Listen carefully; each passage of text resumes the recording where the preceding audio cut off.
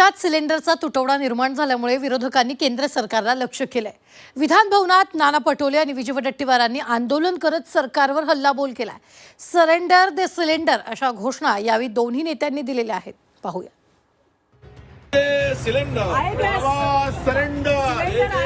त्यांना तो पत्ता माहित आहे, पण आम्हाला माहित नाही।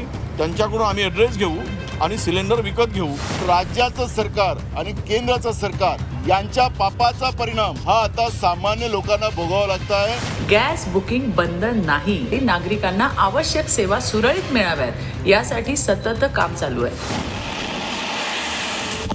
इस्रायल-इराण युद्धाचा मोठा फटका भारताला बसलाय। भारतात गॅसचा मोठा तुटवडा निर्माण झालाय आणि त्यामुळे सर्वसामान्य जनता गॅसवर आली आहे। छोटे मोठे उद्योगधंदे अडचणीत सापडले। त्यामुळे विरोधकांनी विधान भवन परिसरात आंदोलन करत केंद्र आणि राज्य सरकारवर टीकास्त्र डागले। हातात सिलेंडरचं पोस्टर घेऊन विजय वडेट्टीवार आणि नाना पटोले यांनी सरेंडर दे सिलेंडर अशा घोषणा देत सरकारला धारेवर धरलंय। दरम्यान याच वेळी भाजप नेत्या चित्रा वाघ यांनी वडेट्टीवार आणि पटोले यांना प्रत्युत्तर दिलंय। सिलेंडर बाबा सरेंडर, सिलेंडर बाबा सरेंडर, सिलेंडर बाबा सरेंडर। नाही चित्राताई वाघ ना, ते सिलेंडर कुठे मिळते याचा पत्ता बरोबर आहे। त्यांना तो पत्ता माहित आहे, पण आम्हाला माहित नाही। त्यांच्याकडून आम्ही ॲड्रेस घेऊ आणि सिलेंडर विकत घेऊ। ह्यासाठी त्यांच्या सहकार्याची गरज आहे। त्यांच्याकडून ॲड्रेस घेण्याची आम्हाला आवश्यकता आहे।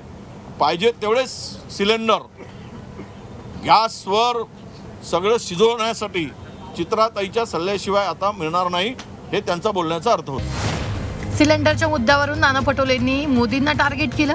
केंद्र सरकार अमेरिकेसमोर सरेंडर झाल्याची टीका त्यांनी केली आहे। सरकार सरेंडर झाल्यानं सर्वसामान्य जनतेवर याचा थेट परिणाम झाल्याचं म्हणत नाना पटोले यांनी हल्लाबोल केलाय। राज्याचं सरकार आणि केंद्राचं सरकार या सगळ्या परिस्थितीमध्ये जे सरेंडर झालेलं आहे अमेरिकेला, इस्रायलला जे सरेंडर झालेलं आहे, त्याच्यामुळे एप्स्टीन फाईलचा परिणाम, यांच्या पापाचा परिणाम हा आता सामान्य लोकांना भोगावा लागत आहे।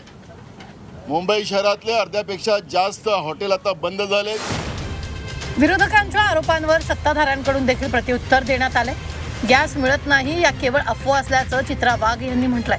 गॅस बुकिंग सुरू असून फक्त 25 दिवसाचा कालावधी त्यासाठी ठेवण्यात आल्याचं वाघ यांनी सांगितलंय।